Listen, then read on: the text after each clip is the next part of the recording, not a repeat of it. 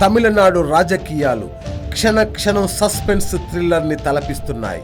దివంగత ముఖ్యమంత్రి జయలలితకు ప్రముఖ నటుడు అజిత్ వారసుడు అంటూ ప్రచారం జరిగిన విషయం తెలిసిందే.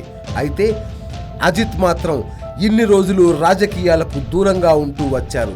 ఎక్కడా మీడియా కంట పడలేదు. అయితే అన్నాడీఎంకేలో వర్గపోరు మొదలైందనే ప్రచారం జరుగుతున్న సమయంలో ఇవాళ అజిత్ చెన్నైలోని పోయస్ గార్డెన్ చేరుకొని శశికళతో సమావేశం కానున్నారు.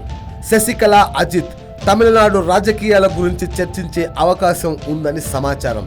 ఈ నెల 29వ తేదీన అన్నాడీఎంకే పగ్గాలు శశికళకు అప్పగించడానికి సిద్ధం అవుతున్నామని ఆమె వర్గీయులు చెబుతున్న సమయంలోనే అజిత్ శశికళ భేటీ కావడానికి రంగం సిద్ధం కావడంతో తమిళనాడు రాజకీయాలు రసవత్తరంగా మారిపోయాయి. సీఎం పన్నీర్ సెల్వంకు చెక్ పెట్టడానికి శశికళ పావులు కదుపుతున్నారని అంటున్నారు. అజిత్ శశికళ పోయస్ గార్డెన్లో చర్చించే సమయంలో శశికళకు అత్యంత నమ్మకమైన 2 సీనియర్ మంత్రులు మాత్రమే ఉండాలని, మిగిలిన వారిని లోపలికి అనుమతించకూడదని ఆమె వర్గీయులు నిర్ణయం తీసుకున్నారట. అయితే ఇన్ని రోజులు పోయస్ గార్డెన్కు దూరంగా ఉన్న అజిత్ ఇప్పుడెందుకు పోయస్ గార్డెన్కు వెళ్లి శశికళను కలుసుకుంటున్నారు అనే విషయం అంతుపట్టడం లేదు.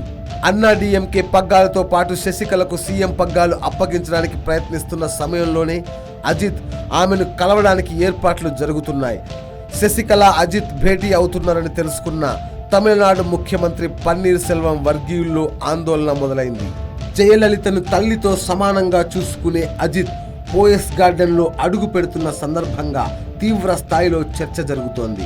వీరిద్దరి భేటీ తర్వాత ఏం జరగబోతుందనేది సర్వత్రా హాట్ టాపిక్ గా మారింది. YoYo news, Chennai.